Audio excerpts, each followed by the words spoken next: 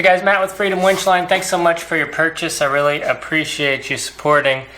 This is totally a game changer, and you guys know that because you bought one. What I want to do in this video is show you how to install them and show you how to use them and a little bit of info that you might not otherwise know. So I want to make it quick and simple. Let's just start with how to install. If you already know how to install a winch line and you've done a few before, you might can skip forward, but otherwise the first thing we're going to do is remove your old winch line, and we're just going to put it in free spool and pull it out. Take a look at this. So every winch manufacturer has a different way of installing their winch line. Some have this little nut and bolt on the side here that holds it. Some, it goes through a hole in the spool and then has a little key. Typically the Xeons have this little keyway, and I thought this was going to have one of those, but it doesn't. So either way, it doesn't really matter, because the way that you install the winch line, the way that it holds pressure is not from where it connects at the end. The way that it keeps tension on that is that last few bits of wrap on the drum. So that friction is enough to keep the tension. So there is the nut and bolt. I'd say typically there's 3 or 4 ways to mount your winch line. Our winch line is made so that you can use any of the processes. So if you have a Xeon winch, basically your winch line goes through a hole in the drum here, and then this key goes into that loop in the winch line, and then you pull it back, and that's what locks it in. This technique here, which is very simple, it's just got a bolt. You put this in there and it bolts to the side of the drum, and then once you start winching in, it wraps around, it creates tension, and that's what this first 8 foot of this winch rope is for, is a warning saying, hey, you're getting low, don't spool out past this red marker. So another way is a clove hitch. Basically the way you do that is you wrap this around to the right, to the left, and then it makes an X like that, and then you're going to go through one more time, and this time this piece is going to go through the X like that, and then when you wind that up, it's basically going to cinch that up. But I don't recommend that because the last 12 inches of this rope is doubled up, so I wouldn't recommend doing a clove hitch because there's so much meat there. Unless you were to pull this all out and have a single layer, it just adds to too much bulk. Also remember that with this rope, what you want to do first is to put your rope through the fair lead before you start attaching it to the winch line, because the other end is not going to go through the fair lead. So make sure that you do that first. Typically it's on the Jeep and you'll kind of get that from the beginning. But the most simple way to do this, I think I'm going about this the wrong way. Nope, that's right, underneath.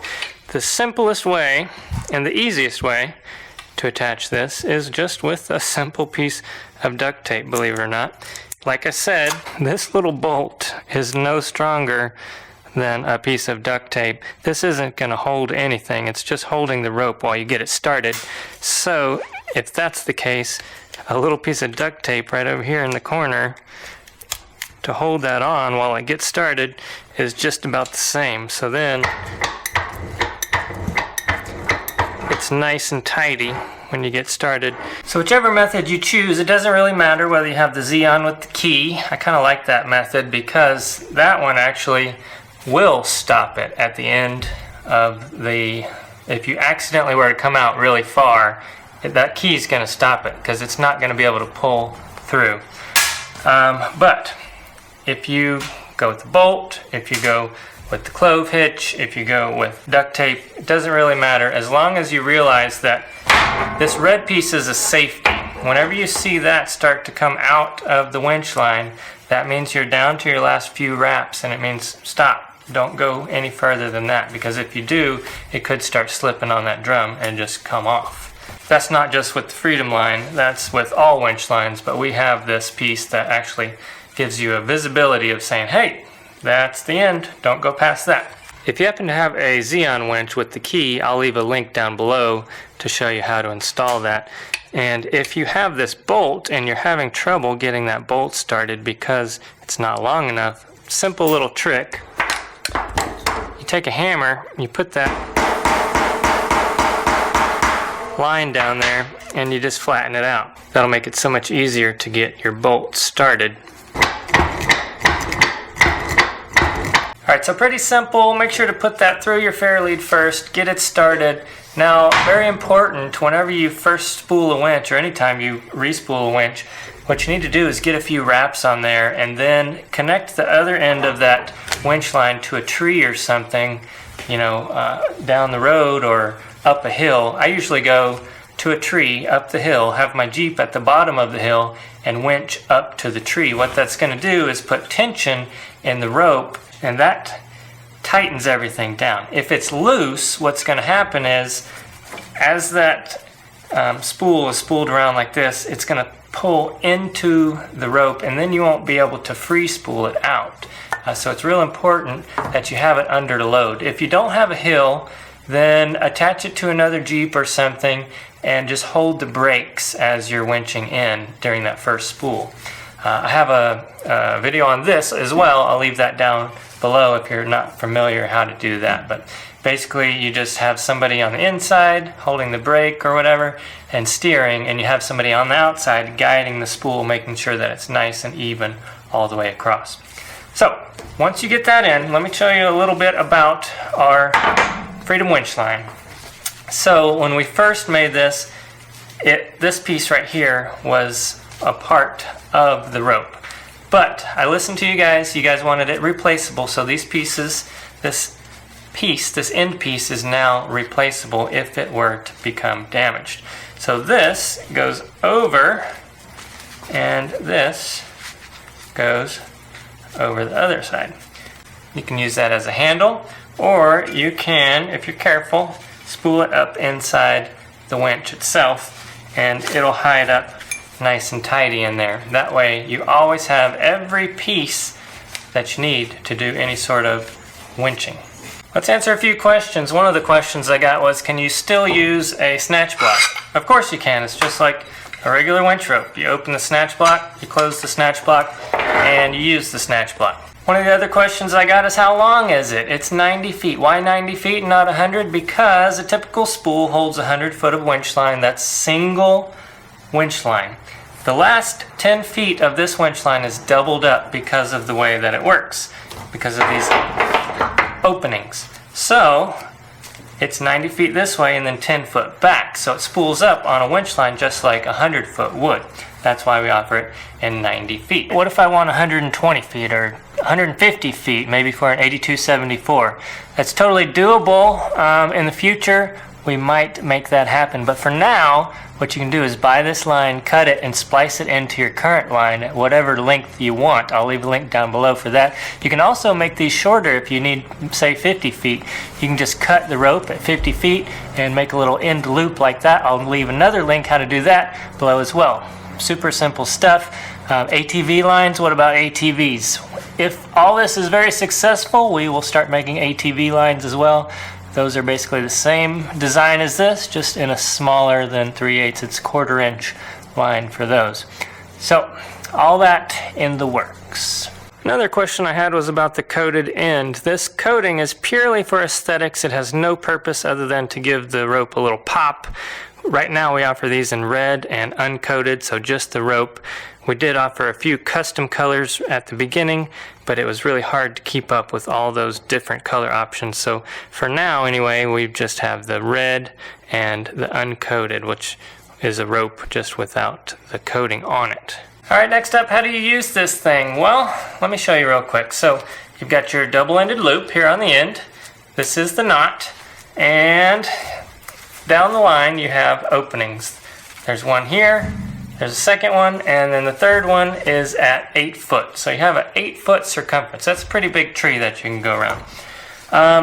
So what happens if you have something small? Let's say you're stuck and your buddy has this on the back of his bumper or whatever. You take this and you can pull this back, go over the knot. This goes through and then back over the knot. And now you can winch safely to that. This piece right here, its sole purpose is just a chafe guard.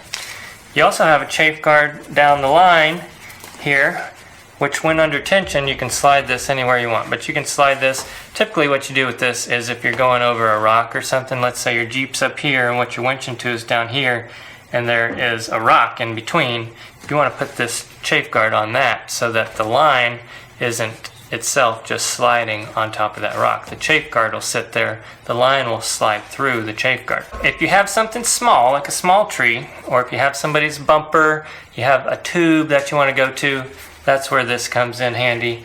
You just put that around and winch to it. What happens if you have something larger though? If you have something larger, that's where this comes in handy. So we'll use this as our stand-in tree. We'll pretend that it's bigger.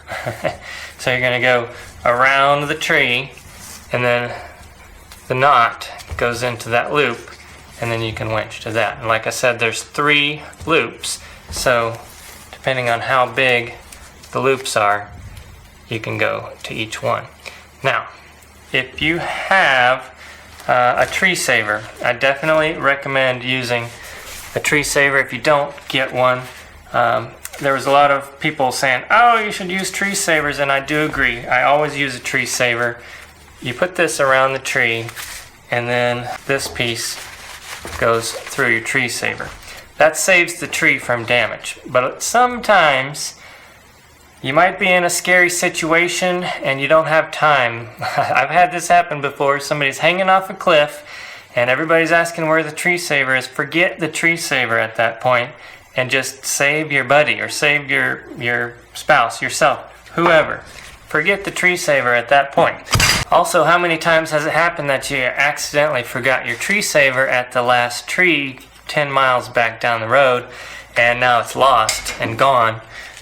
The only way to winch to a tree now, if you've lost your tree saver, is to go around the tree and cinch it with your cable if you have a regular cable. But with this, it's much less likely to do damage to the tree because there's no cinching. It's just stout.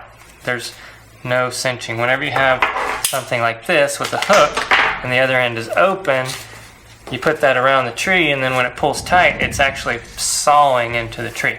So anyway, use a tree saver if possible. If you're in an emergency situation or if you lost your tree saver, this still comes in handy and still works to do its job. Alright, last thing I want to point out, if you're winching to your buddy, hopefully he's got a nice winch bumper with a shackle on the end of it like that. So you just go around it and then you go through your ball and you can winch to that. Alternatively, if you can get this through there, you can just go like that and through the hole and winch like that. Sometimes though, you'll have those guys that don't have the proper equipment and all they've got is this. You can't get the ball through there, so you can still winch to this. I don't recommend it because this piece is sharp, so you can get this through there, but now you take the risk of cutting into your winch line. But if you need to, if it's emergency, it can still be done with somebody who doesn't have the appropriate equipment. With the Freedom winch line, you've got all the equipment to do every job that you need. But alternatively, what I would do is, if possible, go to the bumper. Once again, you can use the short piece or you can go through and all the way down to the first loop and pull from that. So that being said, there's a lot of ways you can accomplish the same winch job with this one tool. You just have to think outside the box sometimes. And you know, sometimes you got to go around a bumper, sometimes you got to go around an axle, sometimes you got to go around a cage, sometimes you got to go through the door and over the roof and out the other side. With the Freedom winch line, it makes it possible without having to have all of those accessories. Everything is right here in one small, easy to use package that is inside your winch bumper, all right there and you don't have to have all those accessories all the time with you. So that's the great thing about it. Alright, I hope that answers all your questions and concerns, and I wish you a speedy recovery with your Freedom winch line. If you do have any more questions, leave those down in the comments section below. I'll answer every single one of them. Thanks so much, guys.